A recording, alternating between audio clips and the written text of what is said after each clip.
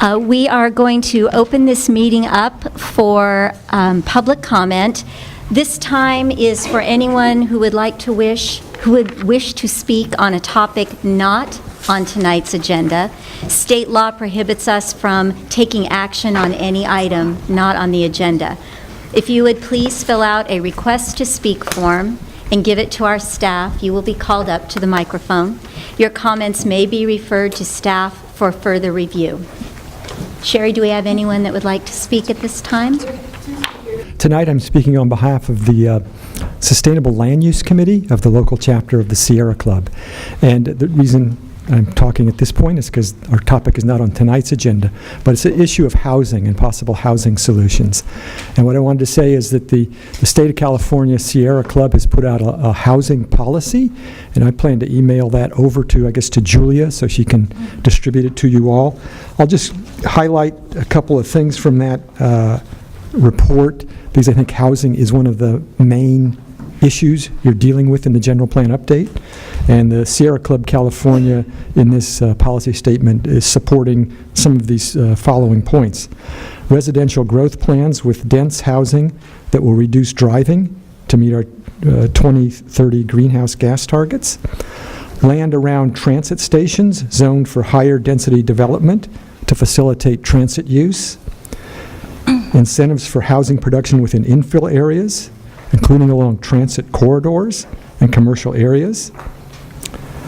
Legislation that motivates development of affordable and infill housing, especially within designated growth areas. Strong tenant rights, especially for vulnerable and low-income communities. And development directed towards areas within the urban growth boundary in order to avoid adverse impacts upon wildlife, critical watersheds, open space, and lands of scenic value. Thank you. Thank you. Nancy Schneider, and she will be followed by Robert Whitaker. Hi, I'm Nancy Schneider. I support what Ken just said, but I'm also wanted to ask you, as we go through this process, as you go through this process, I hope you can act on this, to keep in mind the IPCC report that just came out, the Intergovernmental Panel on Climate Change. It was released earlier this month, and keep in mind that we only have a short time to make changes to avoid massive climate disruption. Although San Mateo will have a small effect on the global temperature change, the consideration of greenhouse gas emissions should be part of this process, along with the Climate Action Plan update, to make sure you really look at both together. We may have to make unpopular changes, but we have to change land use and transportation planning patterns, increase density, and encourage more non-motorized travel to reduce our emissions. Let's make San Mateo a model for the county. Thank you. Thank you. Third speaker is Robert Whitaker. Good evening. Thank you for allowing us to speak. My name is Robert Whitehair. I'm here to speak on something not on the agenda. I'm speaking about housing as well. My wife and I have owned a home in San Mateo for more than 40 years. Prior to moving here, we lived in Palm Springs, where as a city official, I prepared the noise element to the general plan. In the Bay Area, I was the public works director for the city of San Bruno. My career also included extensive experience working in the private sector with architects and developers on all types of housing projects, including low-income properties. This background is important to state first because my main concern for being here is to advocate for a major expansion in the city's process to identify, find, incentivize developers and turn privately owned, and especially publicly owned land into housing, of course with a large portion being developed to low-income housing. Priority needs to be given to publicly owned property, whether the property is owned by the city, county, school district, or even Caltrans. And I think you know what property I'm talking about. We cannot let other agencies off the hook because of technicalities or lack of will. And I think we must adopt new policies that mandate set-asides for low-income residents, enforcing them through the zoning ordinance. In the existing general plan, the city has a pretty good list of parcels suitable for residential development. The general plan update needs to go much further than that, I think, by aggressively identifying all public and privately owned properties that can be developed or redeveloped into residential uses. The city needs to be an active and powerful player in bringing owners, money and land together, and I think it's appropriate for the city to do that. It should be the policy that owners be given incentives such as density enhancements, reduced FAR requirements, reduced parking requirements, and extra consideration for transit-oriented development along rail and highway corridors. Of course, this policy will also require visibility in the project financial viability, and there are ways of doing that with property owners. So thank you for this opportunity to speak. Please include in the general plan update these aggressive land use development practices and policies for housing. I believe that will provide more low-income residential units in the city. Thank you. Thank you. Thank you. Public comment is now closed. So I wanted to basically cover a couple of different items in regards to the information that's going to be presented tonight. The existing conditions report, which there are copies of in the back area, as well as they were made available online earlier last week. These reports are intended to be a snapshot of information, at a given time. Most of the information was gathered around the time period of August and September. And so together, all the information that are in the existing conditions report intended to establish a baseline understanding of conditions at this time. Things will change. There is ongoing development activity, for example, and so as developments that are in the pipeline get approved, those data that's related to projects, a number of dwelling units and square footage will change. The data that's in the existing conditions report do not drill down into, sort of a discrete data. There's all sorts of data that's available out there. This is more just sourcing information that relate to some of the policies that are in the current general plan, and information that various people have asked for on a very high level in terms of information regarding growth and changes since the last general plan was adopted. And so again, it's a snapshot in time, and the goal is to establish a baseline understanding of current conditions. The General Plan Subcommittee meeting, of which this is number 2, is intended for committee discussion on the information that's been presented, and also the information that's in the existing conditions report. To put it another way, the focus is on the information that's out there and any questions the committee may have, any questions regarding the content, or if there's information that's not included. Those are the things that we're looking for from the committee. This is not an appropriate setting for groups to lobby for or advocate for any specific new policies or new programs. That opportunity comes down later in the general plan update process. Certainly, if you have detailed suggestions that you want to write, you can submit that in writing and give us the detailed information that we can share with the entire committee, as well with the public that's out there who's interested in reading what other suggestions you may have. The last thing I wanted to just highlight in general is, we will have time limits in terms of the public comments tonight. Certainly, if you feel that there's a lot more information that you can provide, please go ahead and write that down and submit, email that, handwrite it, and, turn that letter into us. Our goal is try to be as transparent as possible and to share information as much as possible. And so certainly, this is not the only opportunity to share your comments. You can also come to future meetings and share new ideas, suggestions for new policies, and so there will be other opportunities to do that. The last thing I wanted to suggest, and this is more for the committee members, last meeting with the General Plan Subcommittee meeting, we ran over the 8 o'clock timeline. And so my suggestion is maybe at 7:30, the chair can then put a timer on things and sort of call into question, what the next steps are.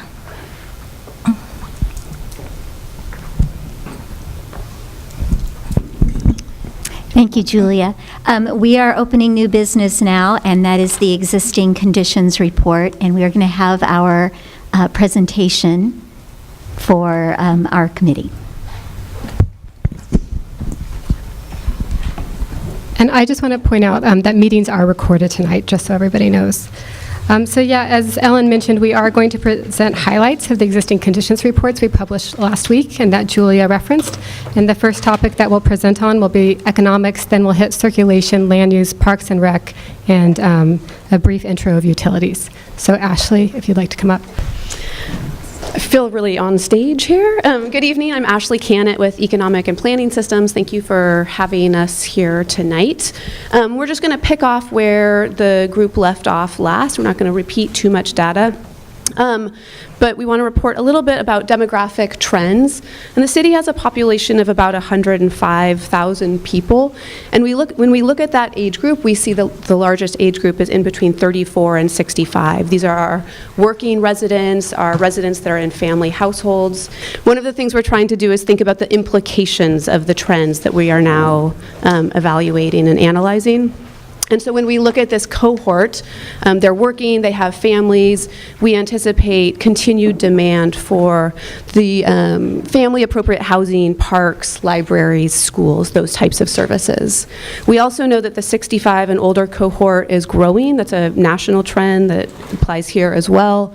And we expect to see continued demand for appropriate housing for that cohort, smaller housing units, senior housing, but then also services, healthcare, senior programming, and parks and recreation, and public safety services.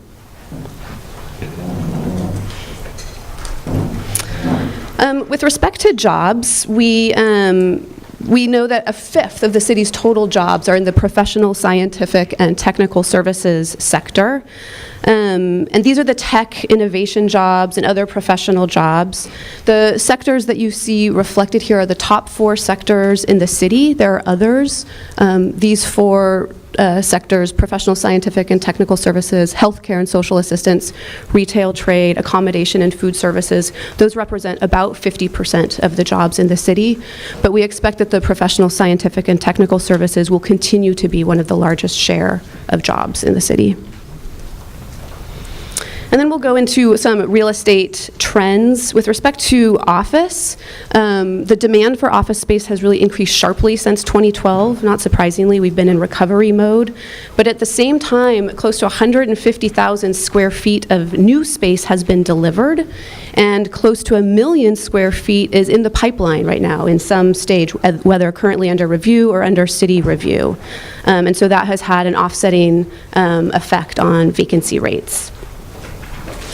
For industrial space has a very, very low vacancy rate in the city, at or below 2% since 2010, and there's been no new construction in the city.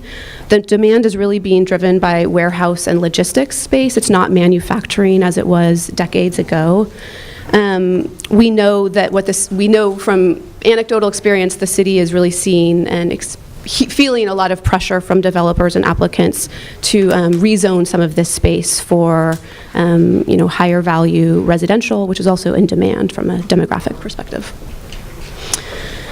And retail, we're seeing a very dramatic shift in retail patterns here regionally, but nationally as well. There are new shopping trends. There's online retail, showrooms, omni-channel experience, omni-channel platforms, and really people are looking for shopping to there's a lot of, there's interest in having experiences be a part of your retail experience. And the renovation at Hillsdale Mall is a really good example of this trend that we're seeing.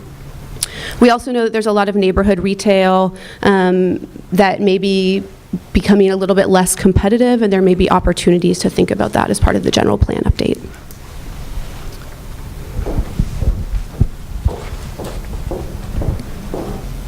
Hi, my name is Alex Sweet. I'm a transportation planner with Nelson Nygaard. I'm here to talk about circulation. And here we go. Traffic conditions at 64 intersections were evaluated using level of service, or LOS.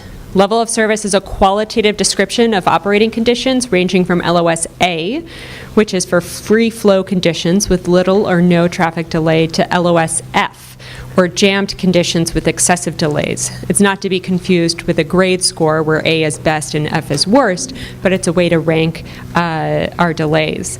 Existing traffic volumes were obtained from new peak hour turning movement counts conducted between 2016 and 2018 while schools were in session, in other words, on very typical days. And what we found was that the existing intersection level of service analysis results show that most intersections are currently operating at acceptable levels of service, which is mid-level of service D or better. Those are shown in the green bubbles. While a handful of intersections primarily near US 101 in red or other colors are shown below acceptable levels of service.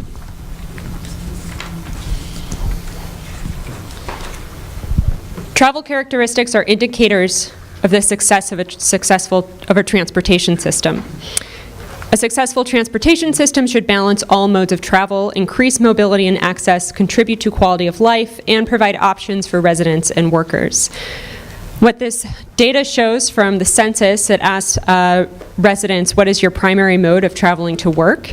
And the majority of San Mateo residents drive alone to work. That percent has slightly decreased since 2000, and there's been a slight increase in public transportation and working from home. Walking and bicycling has remained stagnant at 3% and 1% respectively. The city's Sustainable Initiative Plan in 2007 aimed to increase mode share for bike and pedestrian travel to 30% for trips of 1 mile or less by 2020. So we're not yet there. The map on the right shows existing transit service in San Mateo. Transit service is a vital component of the transportation system here.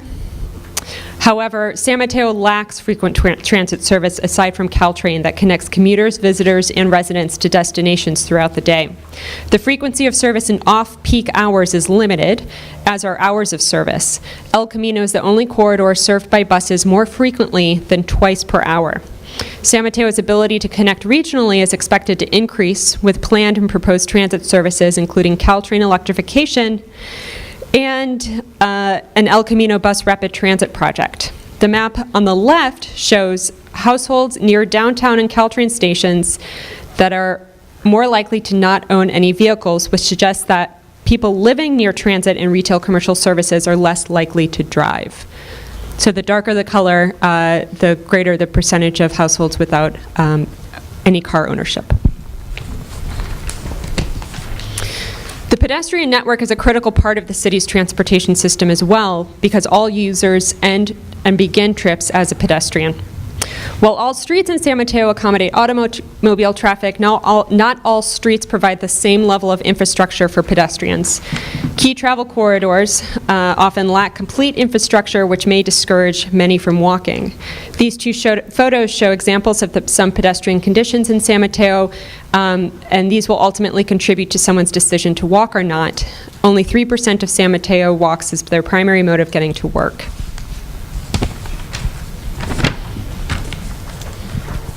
The city also has a limited network of bike paths, bike lanes, and bike routes.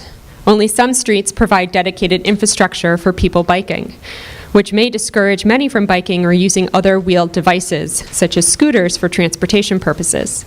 These two photos show examples of some of the bicycle conditions in San Mateo. Only 1% of San Mateo residents bike as their primary mode of getting to work, which has been stagnant since 2000. An update to the city's bicycle master plan is underway.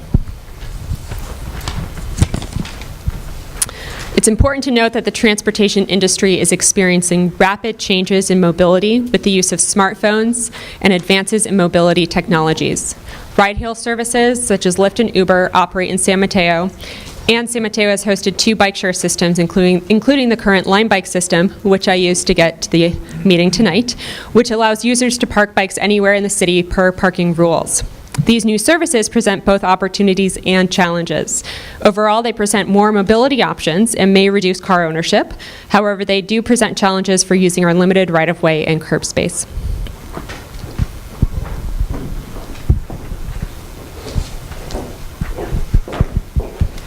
Hi, I'm Carrie Stone. I'm with PlaceWorks, the lead consultant on this project. The majority of land in San Mateo is designated for residential uses, which is true for most cities in California. Parks and open space represents the second largest designation category, but it's important to note that much of this land includes the area of the city limits that extends into San Francisco Bay. The city has an extensive network of parks and recreational facilities. It ranges from small mini parks that might have just a couple of park benches to community parks that have athletic fields, picnic facilities, and playground infrastructure. The city has a goal of providing 6 acres of parkland per 1,000 residents, which is a high goal compared to other cities in California that tend to have a goal of 3 to 5 acres of parkland per 1,000 residents. The city is currently providing about 4 acres of parkland per 1,000 residents, so it's not currently meeting the goal, the stated goal. Cultural and historic resources are valued assets in this community. It's possible that there are archaeological and paleontological resources in undisturbed areas beneath the ground, especially given that the Ohlone Indian were some of the first human inhabitants of the area about 5,000 to 7,000 years ago. In 1989, the city undertook a historic building survey that identified over 200 potentially or historically significant buildings. They also identified 2 historic districts, the downtown district and the Glazenwood residential district. And just to note that the survey focused mostly on the area east of El Camino Real because that's where the older parts of town are. In addition, the city has 5 listings on the National Historic Register and 13 listings on the state register. We also did a report on utilities. It covers the topics outlined on the slide here. I'm not going to go into detail into it right now because we want to have enough time for subcommittee discussion and public comment, but we are available to answer questions should you have them. I think what we'll do now is open the meeting to public comment on the specific topic of the existing conditions report. So, Sherry, how many speakers do we have? 5. Okay, if everybody would limit their time to 3 minutes, that would be great. Thank you.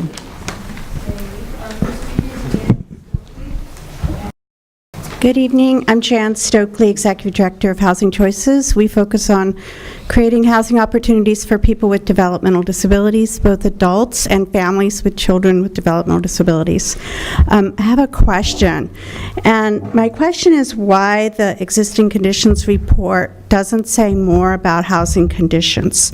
I know that the housing element update is not part of what you're doing, but it seems to me that it's almost impossible to create a vision for the city of San Mateo or create the best possible land use element without looking at some of those questions, which, based on my experience with families who are earning under 50% of the area median income, the city of San Mateo has a huge challenge. I'd like to share with you some data from the Legal Aid Society of San Mateo County about housing instability, overcrowding, and no-cause evictions in the city of San Mateo, in the hope that this would prompt your interest in addressing this issue as part of what's going on in the city that the land use element could address. Most notably, 42% of the people being evicted in San Mateo County are families with children under 18. Most of those evictions are no-cause evictions. It's not because of lack of payment of rent or just cause eviction. And that percentage is really disproportionately different from the rest of the Bay Area. For example, the report tells you that Oakland, only 1% of the evictions are no-cause evictions. So there's tremendous housing instability created by the housing market and the way land use is affecting the housing market. And there's also tremendous overcrowding. Many of the families that we're helping are living 2 or 3 to an apartment, right? And so that has a health impact. It has all kinds of impacts. So I would just urge you to study this report, which is kind of shocking, especially the disproportionate impact on families with children, African American families with children, and Hispanic families with children, and the very, very high rate of eviction without any cause. It's really different from what's happening in the rest of the Bay Area. And I feel like it should be addressed explicitly in the existing conditions report. Even though you're not doing the housing element, I don't see how you can do the land use element without considering that. So, thank you very much. Thank you. Jody Bryan, and he's followed by Lisa Diaz. Good evening, committee. Thank you for the opportunity to speak tonight. I just want to address one quick thing, because I found this report actually really fascinating, specifically some of the numbers in it. And when it comes to assessing the current need in our city, I find it really important that we also take a look back to previous decades to basically assess how we did and see, what we really need going forward. So one of the things I'd like to just point out tonight is that according to the United States Census data for San Mateo, between 1960 and 1990, we created 14,701 housing units. So in the 3 decades preceding 1990, we created 14,701 housing units, which was a 63% increase in the stock from the 50s. Based on the current numbers in the report that was generated for the subcommittee, if those numbers are correct, which I have to assume they are, since 1990, we've only built 3,531 units, which is only a 9% increase in housing stock. So when we're talking about the actual needs of San Mateo, I find it really important to actually, when we're talking about going forward and we're talking about how much we have to build, about how much housing is really needed, we need to look at potential deficits of the last several decades, not just calculate further need, but calculate and look at how we may have failed in the past and how to really proceed. I do just also want to mention that one other thing that was included in the report was the amount of office space that we've built and continue to build. As we just saw in the presentation, there's almost 1 million square feet being, in the pipeline. So it would be great if we could keep that in mind when we're talking about and thinking about housing goals. Thank you. Lisa, and she's followed by Nora Ross. Hello, everyone. I'm Lisa Diaz-Nash, and I just have 3 points of areas that I think have been excluded or not emphasized enough in the existing conditions, and then one question of clarification for the group. The first is there's no real discussion of how school districts integrate with our general community in terms of developing this general plan. Even though the city council, school districts are different organizations, there needs to be more integration and discussion in that. Number 2, how are we incorporating the reality of a future recession? And given the fact that it has happened throughout history, it's going to happen again. And also there was only cursory discussion about our decreased sales tax. And given the fact that in the existing conditions, we talk about how retail in San Mateo is more experiential, and that means that it's more service-oriented, it's more restaurant-oriented, it's more entertainment. There's no sales tax on much of that. So how does that really impact where we're going with sales tax? And then a big question is, what about the discussion about unfunded pension liabilities?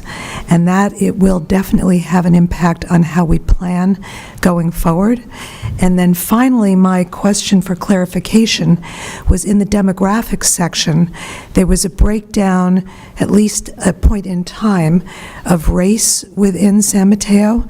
And then underneath that, there was a discussion of Hispanic Latino versus non-Hispanic Latino, but I don't understand how they're connected. I mean, Hispanic Latino is a huge portion of our community, and it seemed as if the first portion left it out, and then it was almost as if it was an an afterthought. So I think that should be made clear in the discussion. So thank you very much. Okay, the next speaker is Leora Ross, and she's followed by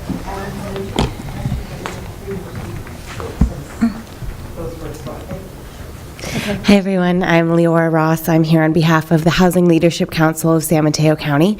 Our mission is to work with communities and their leaders to create and preserve quality, affordable homes.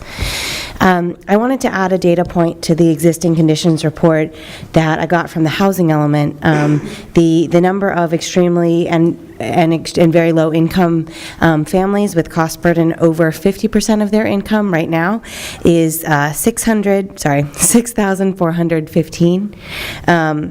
And there's an additional 2,000 people who pay over 50% of their income to housing. And that, coupled with some of the traffic conditions in San Mateo, I think we can all agree that they're atrocious sometimes. That signifies to us that we need to change what we've been doing, and we need to allow for density, and we need to come up with policies that make it easy to build affordable housing. I have a list of them, but I'm going to save them for later. And I know that I also saw a data point about open space, and density actually helps open space because you can have more people on an acre, for example, and open up more room for open space. So I know it seems counterintuitive, but having density actually helps with open space. So thank you. Okay, next speaker is Adam Nugent, and he's followed by Nancy Schneider. Hello, I'm Adam Nugent. I'm new to San Mateo. I'm a landscape architect licensed in the state of California. Before that, I was a U.S. Army officer and served in the OEF. I've traveled the world, and I chose San Mateo with my wife as a place to raise our future family. I really am interested in us getting this right. As far as existing conditions, I want to direct the entire subcommittee to the book, The Color of Law. It is an excellent book about racial segregation that was created by the government, basically, or propagated by laws. And this has everything to do with zoning and redlining. Secondly, and I'm going to hand this out for you. Secondly, I mentioned Strong Towns last time. Strong Towns is an organization that looks at the sustainability of individual municipalities' decisions, especially when it comes to land use. And they look at not only environmental sustainability, but financial sustainability. Part of the existing conditions that we don't understand, because a lot of us just don't experience a lot of alternatives. But back in 1949, in a typical city, we had about 5 feet of pipe per person in terms of infrastructure. In 2015, we have 50 feet of pipe per person. The costs to maintain infrastructure for the suburban drivable lifestyle is enormous, and that's something that we don't put on our books, because what we do is we just defer maintenance. And now when you hear people like, we can't pave our roads, we can't afford to maintain our streets, a lot of that is hidden from our actual books. We get a lot of attention to pension liabilities, things like that. We have an enormous amount of infrastructure liability throughout the state and our local municipalities. And that infrastructure liability is so great that we're not going to pay for it overall as a nation. What we are going to do is we're going to adapt to a much better, more sustainable financially lifestyle, and that also happens to be similar to the lifestyle that is ecologically sustainable. So we can either do it the hard way and default, or we can plan for that in our general plan. And I encourage everybody to check out the curbside chat video, and I'm going to hand this out so you can look online. And I also want to encourage us bringing out the Strong Towns team to provide a presentation on this, because it's a little known fact that's coming to the fore among civil engineers and other public works departments. Thank you. If you would give that to Sherry. Thank you. There's 7 for everybody. Just on the existing conditions, on the circulation element, LOS was used, and I understand that the, which is the level of service, but there have been new rules going into place. They're not enacted totally yet, which requires using vehicle miles traveled. And I would just recommend, maybe this isn't existing, there's a little mention of it, but going forward, that should be definitely used as part of the evaluation, so that when the new rules are finalized, that you don't have to go back and redo them. Also, in the existing conditions for circulation, again, there was just a discussion on journey to work. I know it's difficult to get data on non-work trips, but like with the talk about only 3% walking trips, if you look at the whole total universe of what trips people take, it's probably higher than that. People make shorter trips, probably on their non-working trips, and we need to look at that as well to really get an idea of the traffic and the non-motorized vehicle use. Thank you. Thank you.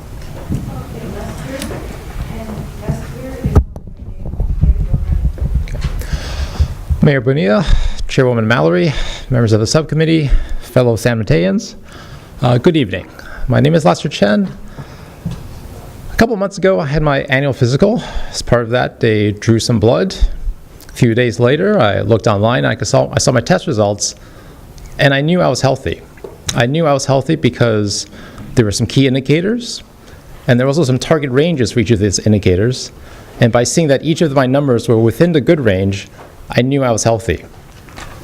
However, looking at the existing conditions report, there was a lot of data, incredibly useful data, but very few targets. I think the exception was the park acreage, the 6 acres per 1,000 people. I know it's still early in the process, but I respectfully suggest to the subcommittee that as the process goes on, you guide the process to identify some key indicators and establish targets for those and guide the community engagement around that. Because with these indicators and targets, we all have a way to know if our city is healthy. We all have a way to know if the general plan is helping make our city healthier and if any adjustments are needed. So that's my suggestion. Thank you. Thank you.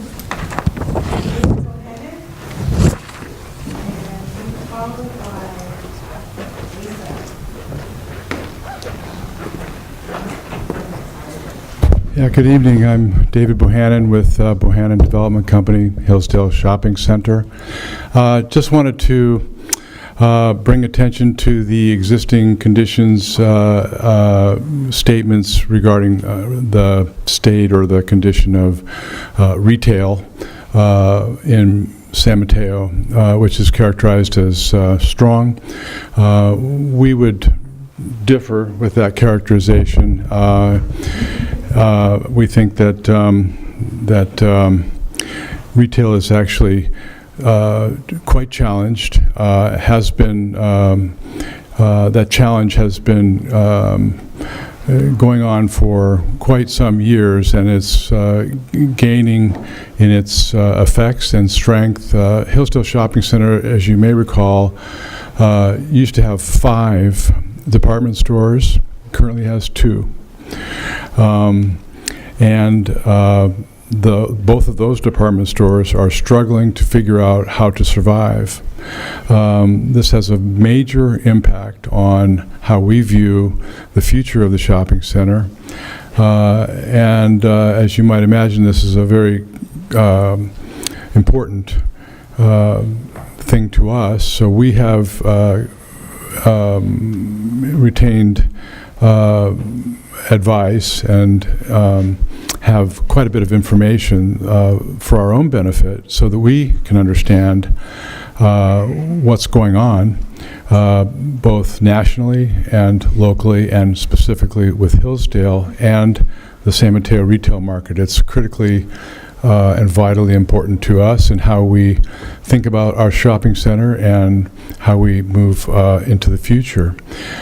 We do believe that the general plan update and how we treat zoning is a critical component of the area that surrounds Hillsdale, the train station, and whether or not that area will remain viable. So I'd like to offer, if it's of interest to the committee, to provide some information that would, we believe, be helpful and educational to you about the current state of the retail market in San Mateo and trends that are affecting our retail market. Thank you. Thank you. And sorry, the next speaker is General Eldridge.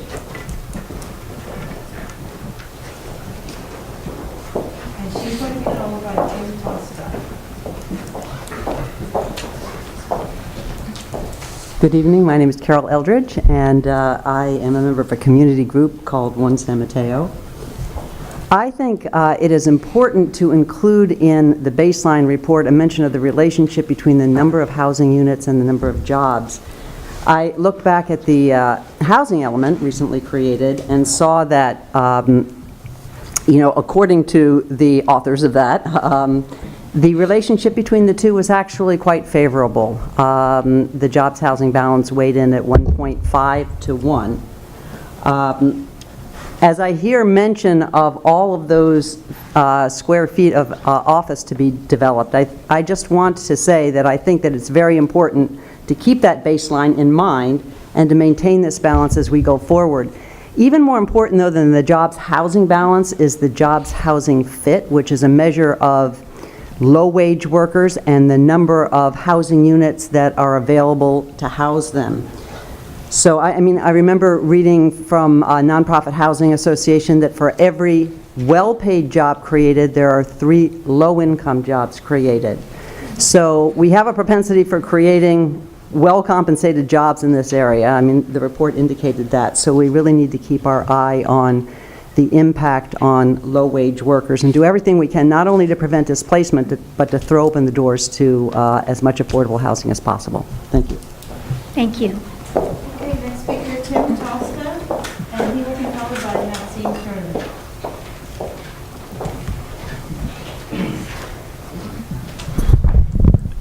Just a couple of things about general plan work. I'm a land use attorney, and of 45 years, I know I don't look it, but it's really easy to get lost in the cumulative data.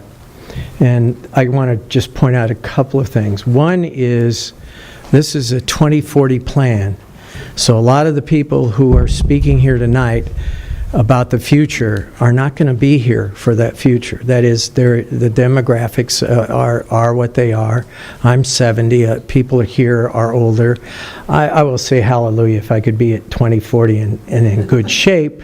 I'm just not necessarily counting on that. So the difficulty is the report is a snapshot, and you're in a movie. So you really have to think not just about what today's snapshot looks like, but what are the trends that are going to take off in this review period or in this plan period that you have to anticipate, because if you don't, it will be too late by the time the situation materializes that we could know now or think about now and plan for that future. So just the fact of where we are now, I know, is the predominant theme. That's really where your imagination works best, because it doesn't have to work much at all. The hard part is imagining what this data is telling you about the future, and it's really hard to do. And a number of us will be here with our experience to remind you and help you. And so just feel free to talk with me about anything you see. Another piece is Charlie and I recently, I don't want to make the relationship look untoward or too intimate, but we just experienced another general plan in another community. And that vision part that you've got coming up in December that you're starting on, I will tell you as a practical matter, once you get to the vision part, I don't find cities retrading that or re-looking at it. So the great difficulty for me is you're going to make probably one of the most important decisions on December 13th or thereabouts. And this is your last meeting before that meeting. And given the way we're speaking tonight, that we're going basically to the report that's issued, the question is, how do you really engage your citizenry in helping you with that vision part, except to appear at the next hearing? And I think it's a very big basin for people that are not informed about what are we talking about when we talk about vision.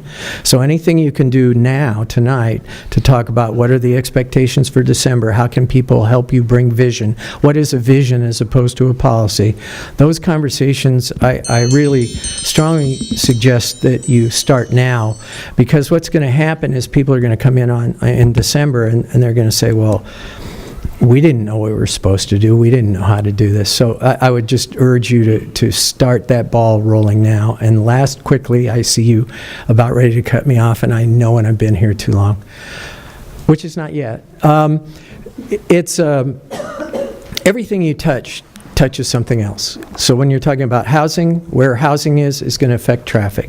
Where traffic is going to affect how desirable housing is. How the retail works has to do with foot traffic coming from the new housing. Everything is a part of everything else. So there are no simple solutions. Take your time, deep breathe, and recognize how it all comes together. Thank you. Thank you. Maxine Turner, and she's followed by the final speaker, which will be Lori Walton. Good evening, everybody. I'm going to focus on some of the commercial in this report. I think somebody also mentioned sales tax, and a lot of what we hear when developments are being approved is because it's going to either improve our property tax or our sales tax. We've had a lot of projects that have been approved based on increases in sales tax, particularly speaking about the downtown. So I would like to have the data, and I believe the city collects it, to look at some of the projects that were approved based on sales tax increases, particularly the Draper project, and see how it compares before and after. And I think that has to be done for all projects in the city.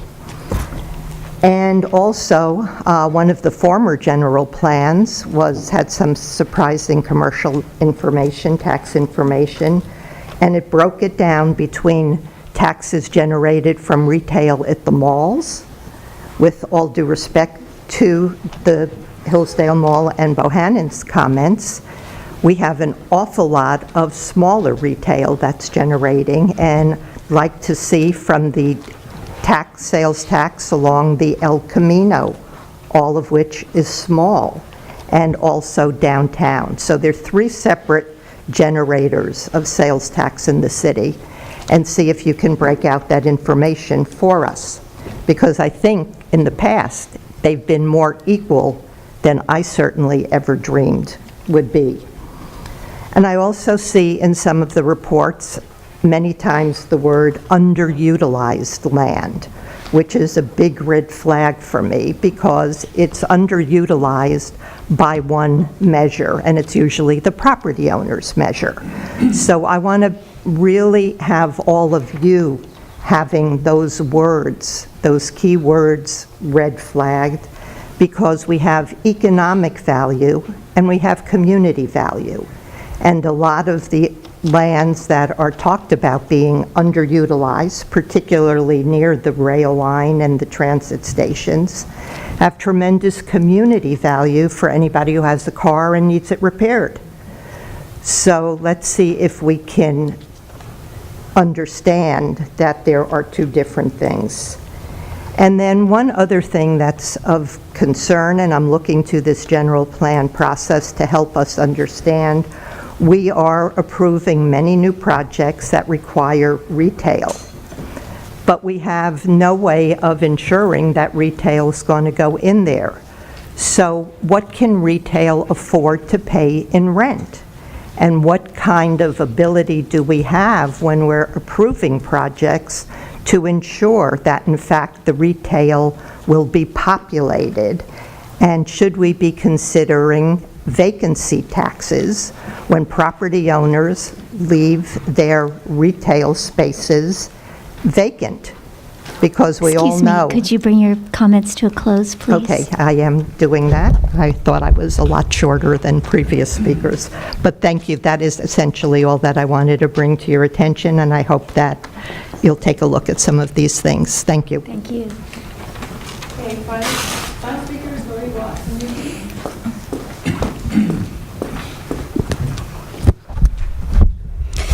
Lori Watanuki. Good evening. This evening I wanted to focus on 3 areas: circulation, land use, and parks. We are the central neighborhood, and the central neighborhood is located between 4th Avenue and 9th Avenue, South Amphlett Railroad. We are about 79% single-family neighborhood, and our homes are probably over 100 years old. Many of them are. We're predominantly craftsman homes and Mediterranean homes. In the circulation element currently, we'd like to reclassify 2 streets so that we could qualify for more traffic calming. These 2 streets are South Grant from Collector to Local Street, from 4th Avenue to 9th Avenue. Then reclassify South Amphlett back to a Collector Street. In 1995, South Humboldt was changed to an arterial, and we're only a 3-block arterial.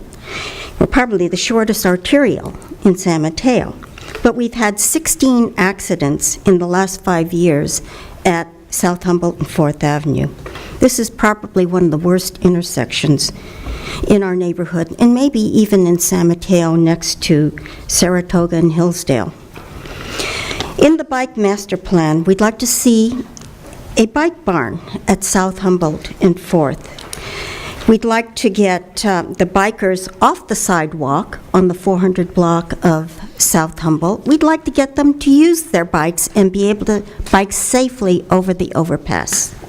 So this would help reduce the traffic accidents at 4th and Humboldt because we have just too much vehicular traffic. The next area is land use. We'd like to reclassify South Amphlett between 5th and 9th Avenue to residential R2 low-density zoning. We'd like to increase workforce housing along the freeway and to reduce the environmental impacts to the surrounding neighborhood. We are not interested in an electronic billboard on South Amphlett along the 101 in the central neighborhood. We would also like to reclassify South Delaware between 5th and 9th to R2 duplex, so it is compatible with the other side of the street, and to preserve our single-family homes. In the last area of Parks and Rec, we'd like to see a pocket park at Delaware and 7th for the children in the neighborhood. Currently, we have a public parking lot right at Delaware and 7th, and this is used by the businesses on South Claremont. We'd like to see both sides of the streets in our neighborhood be compatible, and we lack recreation for the families with children. Thank you. Thank you. Is there anyone else here tonight that would like to speak to our agenda topic? Seeing none, public comment is closed on this topic. So this gives us the remainder of the meeting to open the discussion among the subcommittee members. And in the interest of being somewhat organized, I thought tonight that we would go section by section. Since we have about an hour, we can spend 5-10 minutes on each one. And what I thought we'd do then is, Mayor Bonilla, can we start down here with you? And if we start with the economics section, maybe if you could identify those items that you would like to. I just wanted to point out that clock is not accurate. I think it's running out of batteries. So you might want to use... So it's 7:03? 7:03. Okay, so we still have probably time to do 5 to 10 minutes for each one. And then if you could identify what you feel is missing from the report, if you have a concern over something that was stated in the report, or you need more clarification on something. And Rick, I'm going to pass this down to you.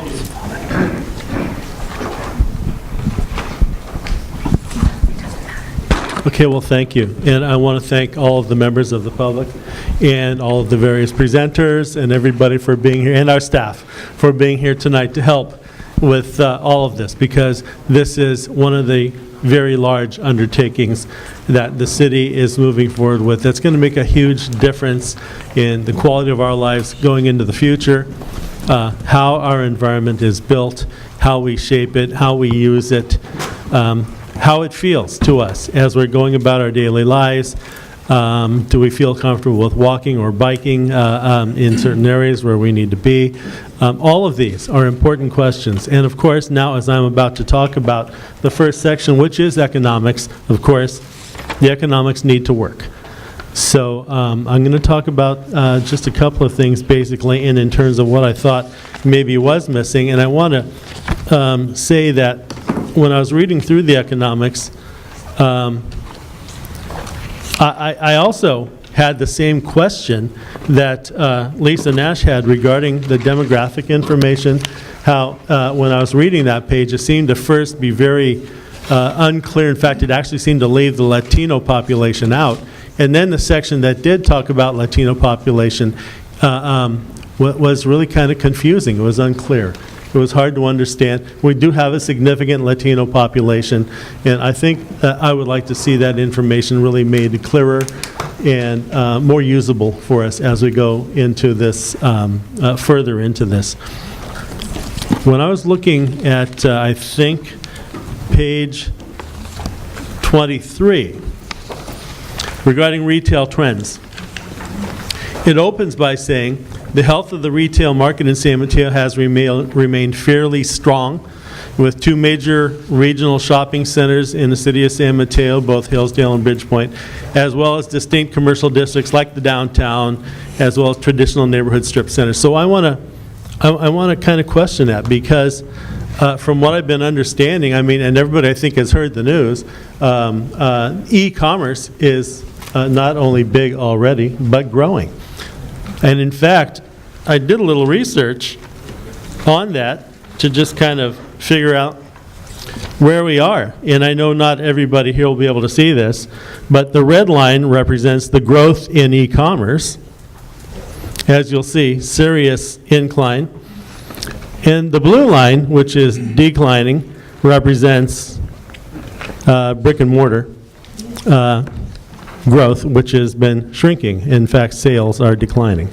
So, and I found this just by going online, just Googling it. So that was department stores. Here we have electronic and appliance stores, sporting goods, shoe stores, the kind of stores you find around downtown. And once again, the red line going way up. The other three lines representing those other segments staying flat. So sales are increasing, but the sales aren't going to the stores that we have downtown. Or it's just the trends are against what we currently have. So I'd like to ask if we possibly could. I mean, I heard David Bohannon talking about offering to maybe get some work done for us that would bring more detailed information to us about exactly what we have here in San Mateo, rather than what I think was kind of general, so that we know exactly what we're working for. Because when I think about this, and I found this graphic, you know, we all know that everything is connected. So I have here a little chart that shows housing on the top left, jobs on the top right, revenue on the lower right, and transit and traffic in the green down here on the lower left. All these things have to work together. We need balance. Right now we're out of balance. Okay, we clearly are having a problem on our revenue side. In fact, the city just had a meeting about revenue. We need to look for ways to increase our incoming revenues because we have increasing costs. That difference between 5 feet and 50 feet of pipe that I heard about was a new way of looking at it. That all costs money. And we need to be able to fund all this. Everything is going up. The cost of living goes up, so every time our employers are up because their contract is expiring, we need to look at maintaining their cost, their ability to meet the cost of living here in San Mateo. So we've grown a lot of jobs. Our revenues are declining. We have issues with traffic and transit and housing. We don't seem to have enough. Important thing to know was what was stated regarding the number of service jobs that are created for every well-paying job. It's 3 or 4 to 1. We're not producing that kind of housing in any significant numbers. Our inclusionary ordinance, which requires residential developers to build either 10% very low income or 15% low income units in each project, is not building sufficient affordability for the people who live in San Mateo who do the low wage work to be able to continue to afford living here. And that hurts our community when those people leave. Who is going to do that work? Well, some of them actually move away and then they commute. Well, commuting defeats us on another level because those cars that they drive are polluting every inch of the way. I'm also on the board of Peninsula Clean Energy, and we're working to eliminate those carbon emissions. It's a very important goal that you would know, because I think also the recent scientific report about our climate and our future that was released earlier this or last week states that we have serious reason to be concerned, and we need to really get on making positive changes regarding reducing greenhouse gas emissions and planning on moving forward. So I'd like to see us perhaps take advantage of the offer to drill down, get more specific information. Okay. Also, I have economics, and I guess my other comment is down here a little farther. Yeah, thank you. Thank you, Chair and staff, and all the public who came out here. Thank you very much to everybody who made a public comment, who sent in an email, letters. I appreciate it. With regard to economics, I think I do, and I hope this isn't cheating, but I feel like in addition to pointing out questions we may have about a particular element that's currently in our existing conditions, I think a general overall theme is also to discuss kind of what might be missing or certain gaps, and they may not necessarily be reflected in this report right now. So I'll try my best to keep those comments related, perhaps, and so I feel like one obvious elephant in the room related one would be housing. I think we have economic figures that relate to some of the housing that we have in here. It's mentioned in land use as well. But just for a novice to this process, if perhaps we could speak to a little bit of why the housing element specifically may not be in the current existing conditions, whether we'll get to examine more data related to housing in the future, or if this is kind of what we're working with at the moment. And that would include RENA numbers and other things that I think other as members of the public had brought up. Now to things that actually were in the report. I would second the mayor's question about demographic figures and Latino. I guess some clarity on that would be appreciated. I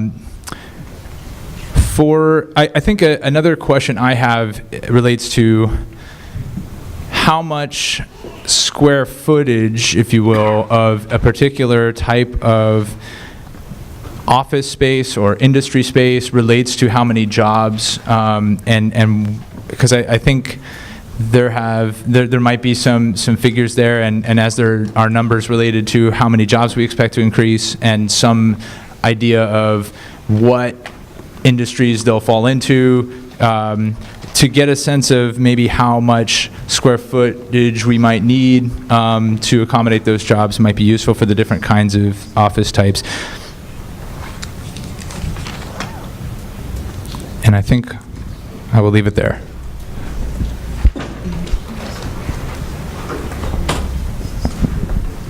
I'll thank everybody for coming and doing all the hard work, but not profusely, only because we're doing it so often. I'll try and be brief. Besides having some law school flashbacks as I had to read all these statutes, I thought this was excellent and comprehensive. A couple of things that people mentioned, which is that this is status quo. This is what we've got. Buried in the materials, there were a number of spots where you did focus on trends, and that's really the key for us.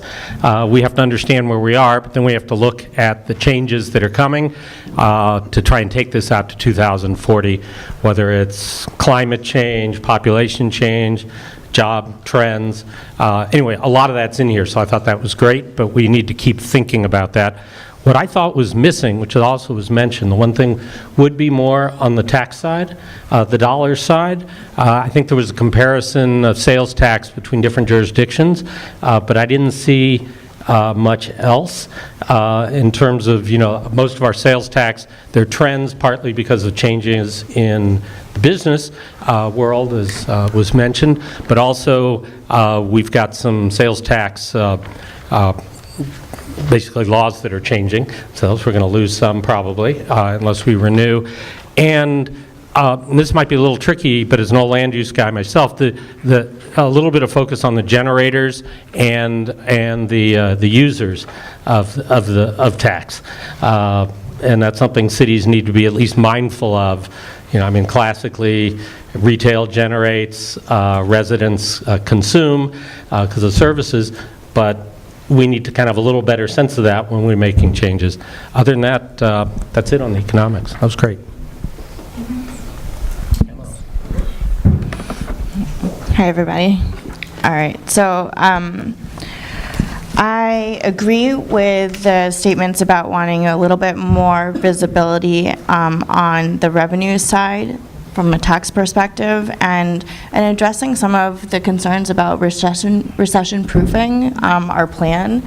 That makes a lot of sense to me. I also really appreciate the comment about wanting to have more targets and references to other relevant models and best practices that we can point to, so we kind of have a sense of where we are in relation to not just the county but other local cities. I think that's worthwhile.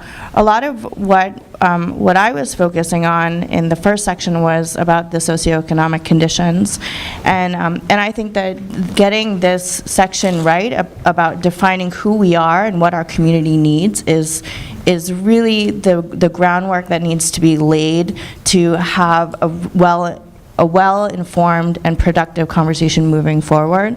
And so I think that there's a lot of opportunity to include more information in the socioeconomic conditions section, specifically things like when you look at what are some key criteria or indicator that you can point to about socioeconomic conditions, for example, under population category, would be looking at the head of household for families. You can include information about the percentage of population on food stamps and other vulnerable populations, homelessness, immigrant population, those that are living in linguistic isolation, those that are living with under extreme rent burden. I think that is an important picture to include in terms of our discussion about who we are as a diversity, who we are as an inclusive city, and to not elevate them and include those data points about specific vulnerable populations that represent the diversity, the cultural diversity, this economic diversity, I think would be a mistake. The other thing that I wanted to suggest is that there might be other kind of health indicators that we could look at. I was noticing that we were it looked like we're required to include a health element since we're updating more than 2 of our elements. And I did notice that other neighboring cities have included a specific health element in their general plan process. And maybe it's not that we parse it out and separate a separate one, but perhaps we can integrate some health indicators into the socioeconomic conditions or whatever other sections that make sense. The third thing that stuck out for me was really around including civic engagement as a socioeconomic condition. I think that that's a very important indicator of a healthy community, and I would love to see that included. Let's see, for me, the number section 6, the elementary and secondary schools, I would love to see us really fully tap into the school district resources to flesh out this section and not miss the other non-school age children, the 0 to 5s, who I know have significant daycare and childcare needs, health needs, that are unaddressed and were not even mentioned here, and as well as the college age students. So I really hope that we can think more about our entire population of children, 0 to 18, and include them. And some of the information I would suggest we look into and deepen are areas around funding per pupil in relation to the county, which is actually very low. The percentage of free lunch kids and or low socioeconomic status kids, and are we retaining them in the school district? The child care needs, which I think were raised numerous times in the last meeting, and for daycare, and I would love to see those things included.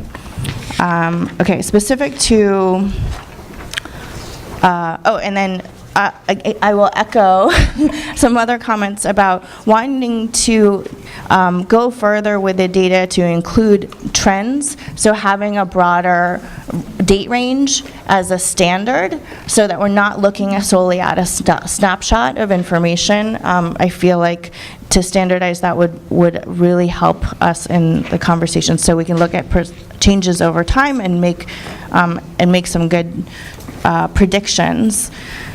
I also wanted to echo another comment about looking at housing or unit type in terms of the table 10, the housing structures and by unit type, drilling down and actually looking more at number of bedrooms, for example. Like we've seen a lot of new housing that's coming online have 1 and 2 bedrooms, and maybe that's appropriate for senior populations or millennials, and where are we with the other kinds of housing stock? Okay.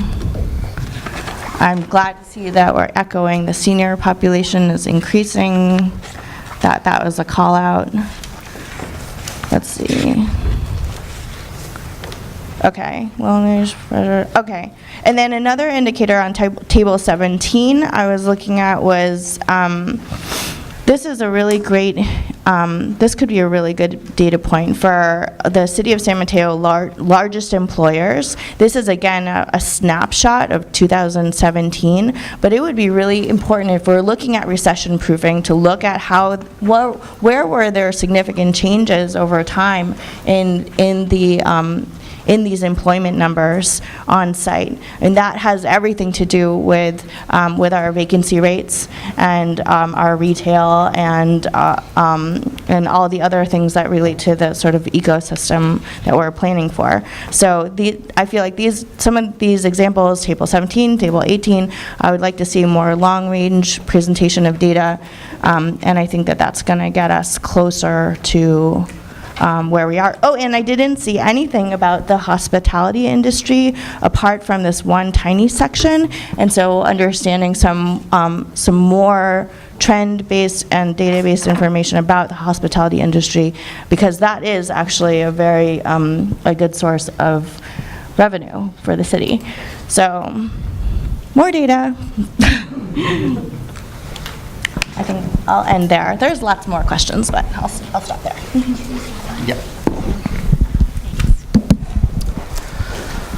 Hello, everybody, and thank you for being here. Overall, I thought this was a great comprehensive report, so I thank you, staff, and everybody for taking the time to put this together. I'm going to limit my comments to my top three, and they all happen to be addressed in some way or another by the public. The first one is touching upon our schools, and I believe Ms. Diaz-Nash brought this up first, at least. And you know, as I'm actually I understand that our city does not have direct purview over our schools. However, I am our council's liaison to the school district, so we meet every month and we talk about some of the issues. And one of the things that I would have liked this report to talk about a little bit more, instead of kind of rating the schools like with the letter grade, more talking about their needs. Are they impacted? Do they have space? And the reason I think this is important is because our land use decisions affect the schools, and a lot of times while when I meet with the trustees, they're always welcoming, and they're always welcoming the new students, and they generally are pro welcoming and pro development. There is sometimes developments impact certain schools to the point where it really presents a challenge. And then what happens, kids can't go to their neighborhood schools, and then that increases traffic, and then it kind of is like a downward spiral for there. So that's point number one. Point number two, I believe, was also touched upon by Mr. Nugent. And just talking about how are the cost of our quality of life that we enjoy right now, whether it be the pension liabilities and paying for the great service that our staff gives us and our protection that our police department and fire department give us, those are always going up. And our roads are expensive to maintain. I would really like to see a little bit more about what population levels do we need and tax base do we need to keep, at the very least, keep up with where we are right now, and God forbid go forward and pay off some of these liabilities and defer maintenance costs. So the last one has been brought up by constituents time and time again, and Ms. Turner touched upon this a little bit, and that is keeping track of vacant lots. We here in San Mateo, I don't know if other cities face this, but we've had some lots that have been vacant for a long, long time. And I would really like to look as we go through this process, look towards figuring out how we can create incentives to not have these vacant lots for as long time, because a lot of the owners are not from San Mateo, so they don't experience any of the costs of these lots, but we have to drive by them every day. And the last overall comment, and this will probably touch on some of my other comments, is, right now we're experiencing a unprecedented economic boom. I wonder how much of these numbers, especially when we kind of get into circulation later on, are affected by the fact that right now we're in peak economic boom, and is there any way to kind of normalize it for regular times? So that's all I have for now. Thank you, and I will just echo the several comments that have been made about the race and ethnicity Table 5, and I would like to see the Latino numbers called out as a separate subgroup. Also, to echo Eric on the schools, many of our schools are horrendously overcrowded, so that is something that, as a percentage, maybe we need to look at from the data from the school district. And lastly, in the section on industrial trends on page 22, one of the things we encountered on the Planning Commission was the need to develop in areas where there is light industrial. And that concerns me that we're going to push out small mom-and-pop shops and build houses on it. If we do that, where are our services going to come from? So I would like to see a little bit more data on the industrial trends, specifically the small industrial shops. And our next section. Okay. Okay. Thank you, through the chair. I appreciate it. As we've gone around, I thought of a couple, hopefully super quick things to add just before we close the book on economics. I appreciate Cliff's comments about finances, and actually many committee members brought it up. I just wanted to, as I mentioned about housing and just sort of asking the question about, will we get to have more data on housing as a separate element? Will there be a finance or general fund element, or is this what we are, is the economics element the only avenue in which we can get sort of a lot of what the public and committee members have brought up? And then another thing that I have a question about related to what Eric brought up about vacant lots and the public is turnover. Just from a housing standpoint, rent standpoint, I think we had some home sales data in here, but from a residential standpoint and a business standpoint, because we get some sense of how much it costs to own and run a business from square footage costs and so forth in here, but how our business is doing, how long do they last downtown, I think could help us get a better picture of the overall economic health of the city of San Mateo. Thank you. And I thought we'd start down with circulation down on Eric's end. And maybe I liked Eric's idea of maybe the top 3 so that we can get through things. And if we still feel that we need to discuss certain issues, we can continue till the next meeting if we want to do that. Could you let Julia? If I may, if we go through the top 3 and there's additional comments that you want to sort of share with us, certainly share that with me. And what we'll do is we'll add it to the list of questions. And then as we provide responses, we can do that in writing. Super. Okay, thank you. Okay, for this one, I'm actually just going to give my top 1. And it kind of dovetails into the comment I made before. One of the questions that always came up when I was serving on the Planning Commission is what is causing this traffic that we're seeing? We have many people come up and say that it's the latest building that went up down the block. We have others that don't think so. We're experiencing cut-through traffic like crazy now with the advent of various navigation systems. I would love to hear how much of the traffic that we're experiencing right now is cyclical economically. And like, for example, I remember during the dot-com boom, like, you can go anywhere you wanted to during rush hour, and it wasn't a big deal. And I think a lot of that had to do with not with how many people are living here, but the economy. And the other comment, I was trying to figure out how to formulate it, so this is kind of a half-baked one, but when I was looking at the level of service intersection study, it just didn't seem to reflect a lot of the traffic woes that get a sense that our community is experiencing. I was trying to figure out why exactly. Maybe it's because on the diagrams, it's anything that was passing grade got a green, and everything else so it was like pass, no pass type thing.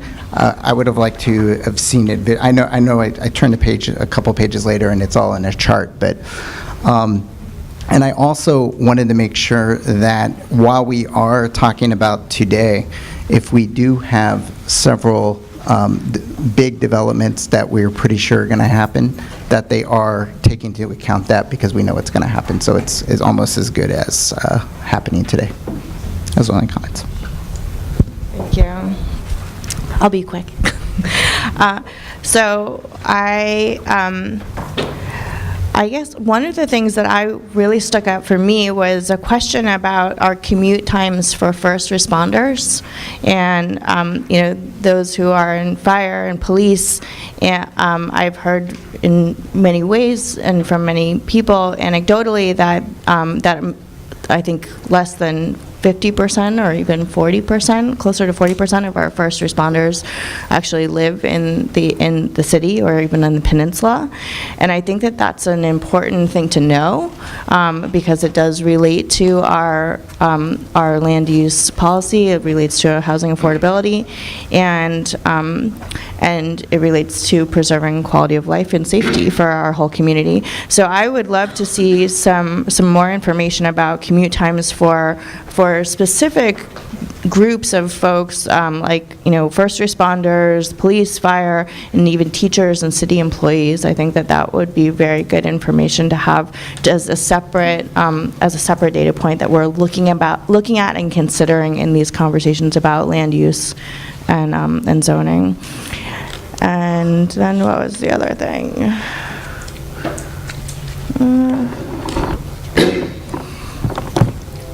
And then there was a question, or one of the sections about parking. It came out. It referred to our parking standards being higher than other neighboring cities, and I was wondering if we could have some more concrete examples about parking requirements as where our standards are in relationship to other comparable cities in the peninsula. Thank you. Thanks. Yeah, I thought this section was great as a snapshot of where we are and some talk of trends. And I'm going to be a little bit of a broken record because I'm trying to make this document have more in the way of trends because that's the best way we'll be able to rationally set goals and policies for 2040 if we have some idea of where the heck we're going to be between now and then. But I know that's asking a little more, a lot of crystal ball stuff. The one in this area that I'd like to, the very dense subject of transportation demand management, which there's some public works people out here that I've worked with. They know how dense that is. But the idea of what our transportation uses in the future will be, and any data as to what's actually happened even in the recent past. We spend a lot of time talking about high density in the transit corridor, and it's logical that people who move there and live there are going to use the train and don't drive. Do they? Do we have much evidence of it, and will that evidence, how can we project into the future at that? So that was my top one. Okay, top three. I can commit to that.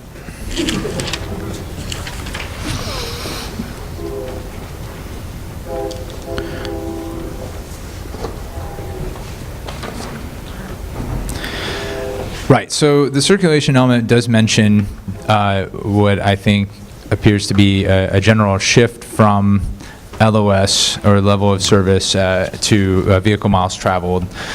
There's a decent amount of level of service data available. That's the current standard. That's what we have, I guess. And I think just as a question to staff and the consultant, do we have any VMT data yet? Does San Mateo plan to try and gather this VMT data during this process? Does San Mateo plan to make that shift when, in the recent future as we're going about that? So that's one. Another one. Sort of related, similar to what Cliff mentioned about how is TDM doing from what we know and can figure. I feel like the circulation plan had quite a bit of data of plans that the city has put into effect over the last 20 years or so, and there were some targets and goals in some of those plans that I think actually one of the consultants mentioned, in particular this idea of trips under 1 mile, walking or biking from 3% to 20% by 2020. I feel like quite clearly from what we can see in here, we didn't get there. And so I just had a question about why not? Do we have any sense of why not? How are we doing on this? What is the number, if we know it? And just sort of related, you know, what seems to be working and not working, if we have any sense? Because it's one thing to set a target that you know, try to bridge that gap, if you will. Like if we're at 5% now, and with climate change, et cetera, we want to get to 50. We just sort of set 50, but we didn't know how to get to 20. It would be good to get a sense of how we're doing there. And why aren't all 20 of the San Mateo Foster City School District schools enrolled in Safe Routes to Schools? Thank you. Thank you.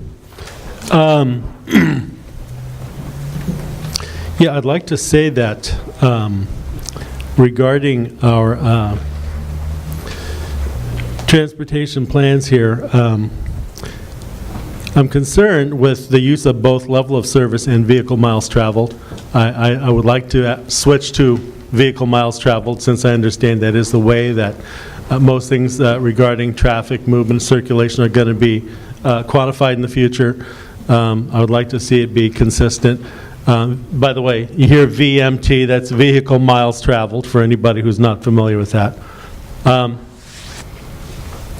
I think it's a more accurate way of determining outcomes for planned projects and for circulation considerations. I'm concerned a little bit with the information I see regarding TNCs, which is things like Uber and Lyft. I noticed that while it states that there is some issue with curb management, I'd like to say that in light of what I've seen empirically, but also the article I saw on the front page of the Chronicle this morning, such a thing as this can get overdone. I'm concerned because I find them dangerous. I see them stopped in places where there's, you know, they cause dangerous situations. Other drivers are impatient, they want to go around, or they stop and honk. So there's different kinds of dynamics that get set up. I really don't like the amount of leeway they have. I think that if they're going to be used, they need to have stricter regulations where, and we need to limit the numbers, clearly, okay? Because we can't just have unlimited of these things driving around the streets waiting for people to call them. Regarding TDM program, it does state our goals, our current goal, overall goal is to achieve 25% reduction in our transit-oriented development areas. Although it doesn't state anything about more current outcomes. So I think existing conditions might want to include something like what I have learned about Bay Meadows. For instance, when I visited the Survey Monkey, I was there for a visit with the managers there, and what I learned was the person that's managing facility tells me that he gets reports from his employees. They say that 50% of the people in that office are riding the train to and from work. And also, I understand there was an informal poll of the people who live at Bay Meadows, and that they report that 40% of them ride the train to and from work. And I don't see that in here. I think this is good information to have out there because it indicates that, well, this actually works if we do it right. And I think we did do it, for the most part, right in Bay Meadows. And I think those are my comments right now. Thank you. We will talk on land use. All right. I so rarely get to go first. This is wonderful. Pretty simple, actually, on this one. I thought it was an excellent section, but again, pushing towards trying to get some trend information. This one's a little odd. I was wondering if there's possible to get zoning trends, changes in zoning for similar cities.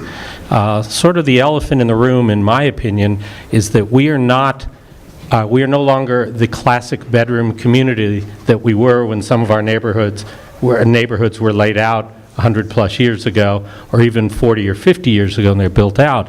We still have lots of single-family home areas. Nobody's planning on, subdividing those in any significant way, but we have lots of infill and lots of denser areas, and that's what we're doing is more denser development. And, we're now a near suburb with a very significant downtown and quite a bit of office and commercial. And my understanding is that in a lot of similarly situated cities that used to be distant suburbs, but now they're close-up suburbs to whether it's my hometown of St. Louis or where I then grew up in Houston, which has no zoning, goes crazy. But they're trying to come up with some way to reflect that. And I don't know if there's any way to get some trends out there so we have an idea of what, if any, zoning changes would be appropriate for us. Which way? Yes. Julia, you had mentioned yesterday when we were talking the adequate sites list. And remind me, is that something that is linked on our website for this?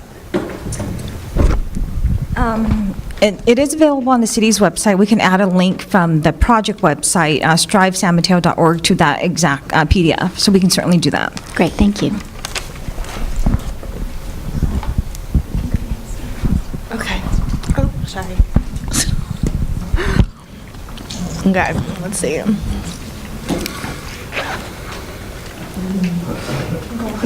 Yeah. Wait. Okay, land use. Okay. Let's see. I feel remiss to not compliment the work that went into this, and so I've just been jumping in every time with some questions. But this is a tremendous amount of work that's gone into this, and and I applaud the city staff for pulling us this far into the process, and we have that much more to go. So I believe we're in really good hands.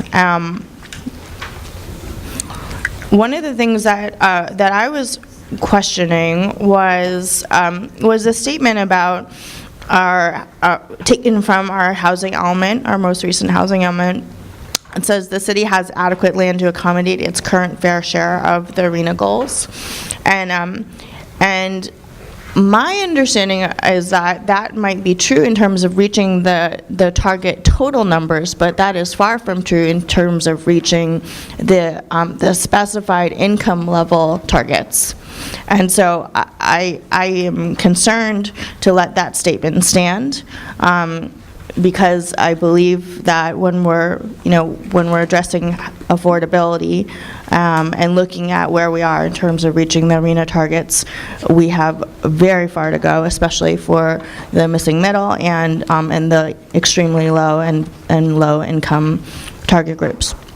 So I hope that can be included and put some more color on where we really are with the targets. That was a big one for me. Let's see.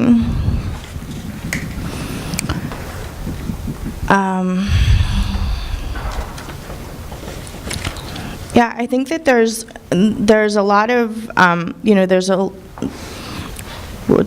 a little bit hesitant to get into like the meat of the discussions around density. And I'm not sure if this is the time for it, but I guess I would like to better understand, again, relative to other cities that are addressing affordability successfully, how that's linked to density and height, because just for my own learning, I think that's important, and for the general public education as well. So those are my two things. Thank you. I just wanted to make, I only have one thing, so I just want to make one comment about VMT versus LOS. I agree with the mayor's comments that we should be looking at VMT, but I respectfully disagree that we should throw out LOS, because that really gives us a feel. There are two ways of looking at an issue, so I don't think we should throw out one for the other. The only question I had here, and this borderlines maybe getting too much in the future, but I'm really interested in how San Mateo's height limits are affecting our current uses. And I think that we're gonna be talking about this, I assume, as a community, but also in this subcommittee. But I'm curious, is there any way to talk about like what it is or is not doing for us as a community right now? If there's any way to touch on that, I would love to see it. That's it.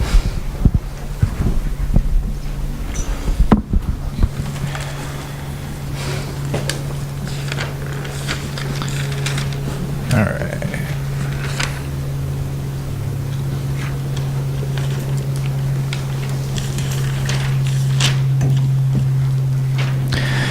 In the land use element, we have some information about environmental justice, and I think Amarant's touched on it a bit when we were talking about economics, but it seemed to suggest that action may not be required if we technically don't have disadvantaged communities as noted inside. But there was a small note that a piece of North Central might be close, and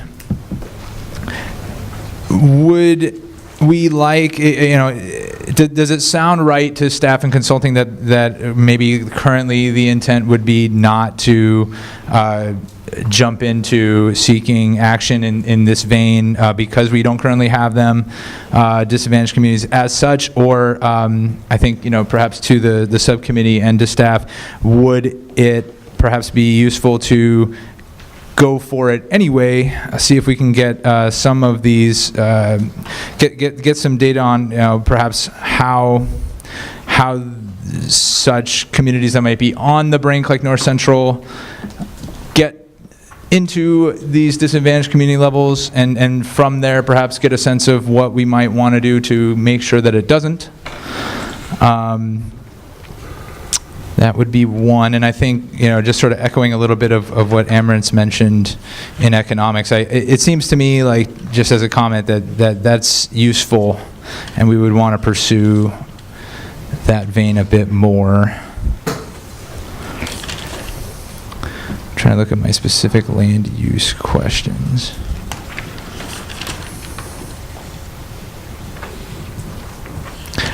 I think I'll leave it there for now.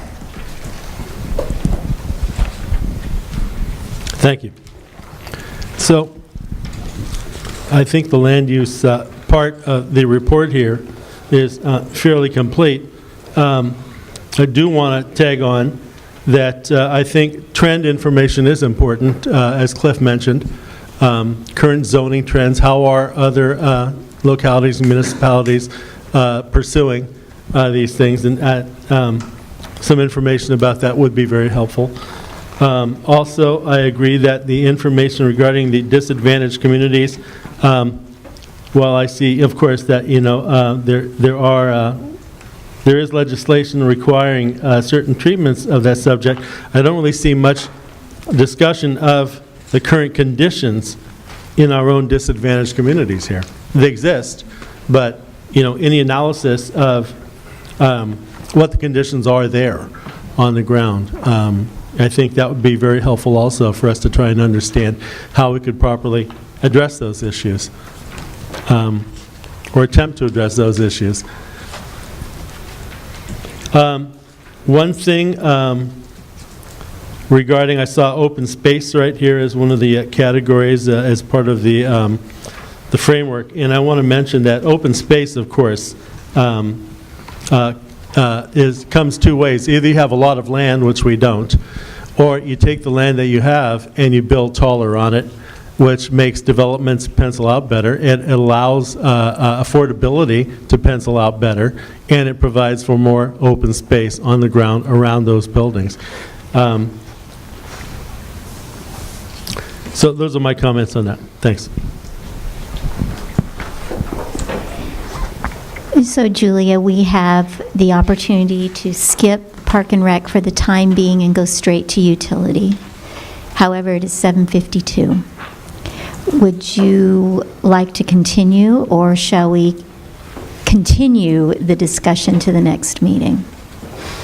So there is that opportunity for the committee, if, maybe we can, are there a lot of comments regarding, utilities more, or are there more comments regarding parks?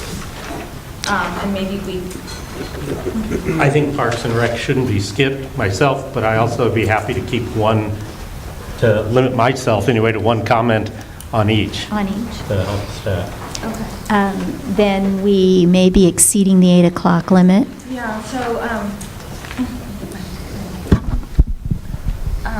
so I have one suggestion, maybe for the next two elements, utilities and the parks one, maybe we focus on one. If the committee has additional comments, give me a call or let's email or come and meet with staff. Our goal is to take all the questions that we have. I don't think at this meeting tonight we're going to have time to respond to a lot of the questions, including the questions from the community. And certainly regarding VMT, LOS, there's state requirements. There's also staff recommendations for moving forward.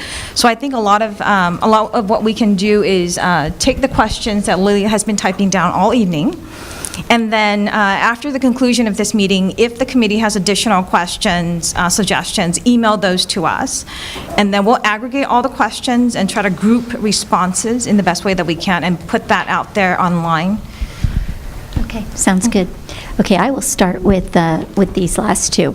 Under the Park and Rec, really my only comment was I very much appreciated all the work that was written about historical resources. I think San Mateo has a lot of very interesting, not just buildings, but areas that have historical significance. So I'm very much in support of those items being given consideration in the plan.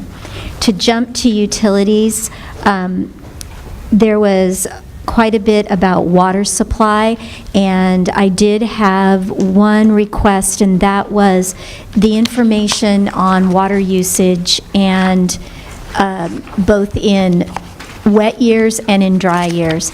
And I wondered if it is possible to know what the conservation numbers were, how much was saved given the last drought year. We show kind of percentages and how they decreased over 3 drought years, which meant there must have been conservation going on. And it would be very interesting to know how our citizens reacted to the request for conservation.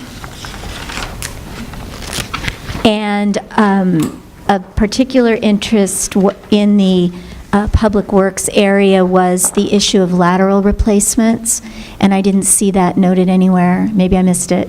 But it would be interesting to know what the plan was going forward on lateral replacements. Which way do I go down? Amarant's. Sure. Okay. Well, Parks and Rec are very near and dear to my heart, so I will try to restrain myself with my questions. Let's see. I second the importance of the historical preservation. I was really glad to see that included and highlighted. It would be great to have a better understanding of what the next steps are. It sounded like we kind of left off in the 80s and haven't picked it up since, so it'd be good to know where that's headed. And in terms of Parks and Recs, I was really surprised to see how light the Section 2 on recreational facilities is. It's very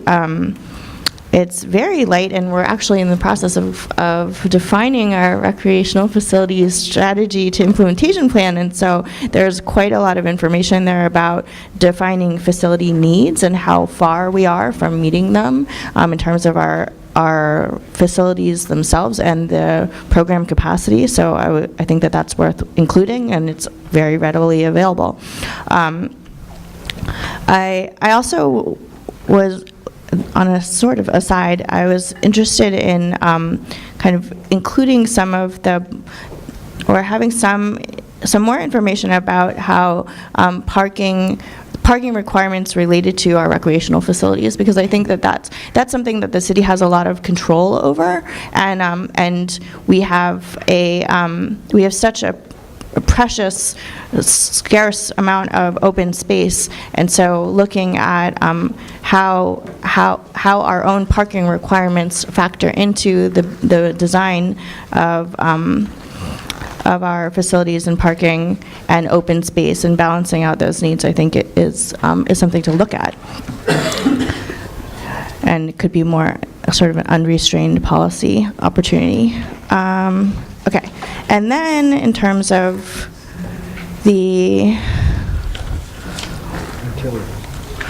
so in terms of utilities, I was really interested in the updated California plumbing code that includes some more code for potable and non-potable water systems and fixtures and recycled water systems.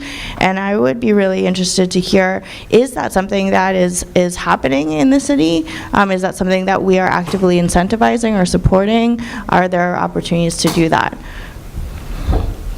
as part of our water conservation strategies? Thank you. With the parks, the main thing I thought could be dove into a little bit better was the state of the parks and the recreational facilities. I think that many of our recreational facilities and parks have a lot of work they need to do on them. So to just look at them in terms of acreage, I think is not seeing the whole picture. I'd also like to know a little bit more if these recreational facilities and these parks are distributed equally around San Mateo. I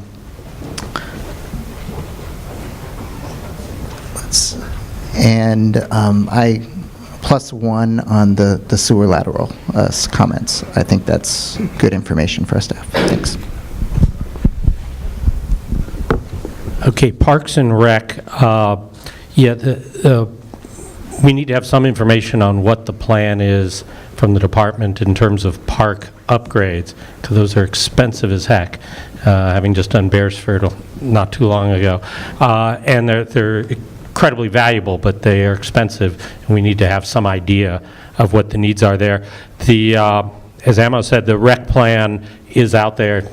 She and I actually served on a committee dealing with it. That's also going to be very expensive, so we ought to be able to factor that in, but it's also a huge focal point for service to the community, these rec centers, and where we go with our 50-plus-year-old rec centers.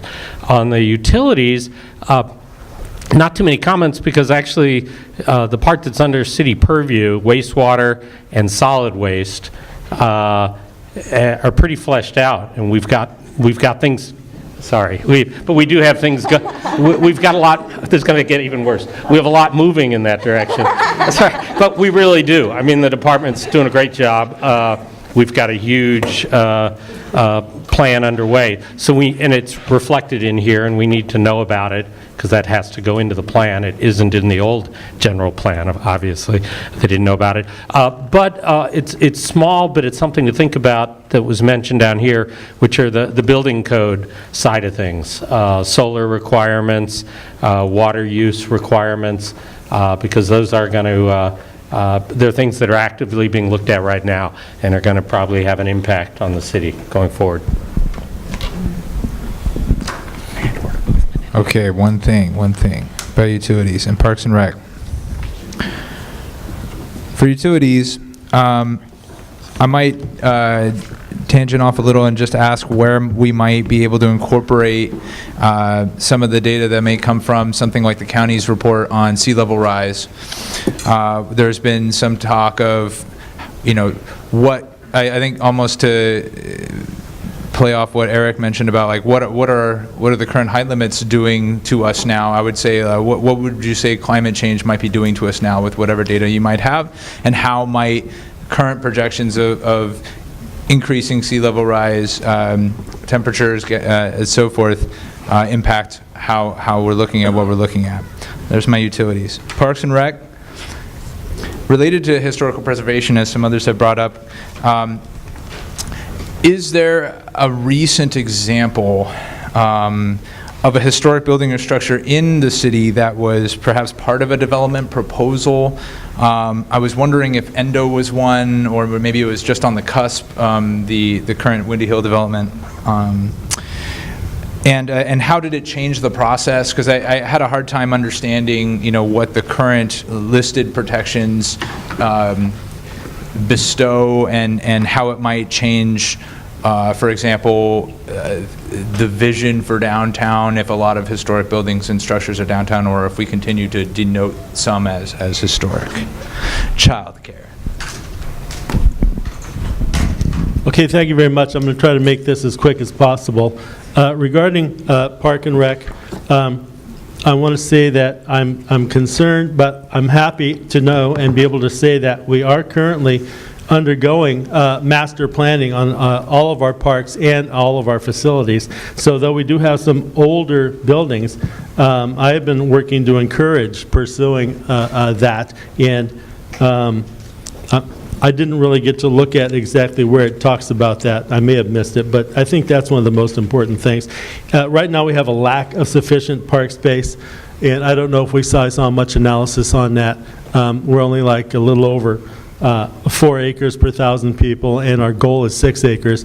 And so I'm interested in looking in the future at how we're going to get closer to our goal. In lieu fees don't necessarily do it all. I think we might need to change land use in order to get more park space. So, regarding utilities, I see some discussion of, well, everything here, but I'm looking at particularly at Peninsula Clean Energy. And Peninsula Clean Energy, the discussion of it is pretty minimal. The current conditions are that we're providing actually 85%, and it's the default provider of electricity in San Mateo County. And we're providing right now 85% greenhouse-free, gas-free electricity to every single user who does not choose to opt out. Right now we have a very low, about 2% opt-out rate, because we're doing great at delivering clean, emission-free energy, but also it's 5% cheaper than PG&E for generation. Also, you can get 100% at just 1 cent per kilowatt hour more. And we just finished on Thursday doing a groundbreaking. We kicked off a new solar generation facility in Los Banos. So we're going beyond just what we've been doing. We're actually creating new generation. And we also have, if you look at our website, peninsulacleanenergy.com, a deal where we're providing assistance in purchasing EVs. Thousands of dollars have been negotiated in discounts from dealers, coupled up with the discounts that are available from the government and other sources. Severe reductions in the cost of EVs. We're really working to encourage cutting of greenhouse gas emissions. Thank you. Wow. Thank you to the subcommittee. I know that only scratches the surface, but it was very helpful just to get a start on where we are. And as Julia said previously, we're going to see the answers grouped according to general topic, and those will be put up on the website. And how would you like to finish up? We will post the information on the website. And for those of you in the audience, if you have not signed up to receive email updates, please do so on the website so that we can email you when new information is posted on the website. Additionally, just a plug for the November 3rd, it's a Saturday, a community visioning workshop, and so that's going to be at 10 o'clock at Central Park in the Recreation Building. So hope to see you all there. And tell your friends. Thank you to all of you in the audience that came tonight, and thank you to all of you who wrote very detailed letters to the subcommittee. We really appreciate hearing from you, and it's always valuable to get other people's perspectives on what we're looking at. So thank you, and the meeting is adjourned.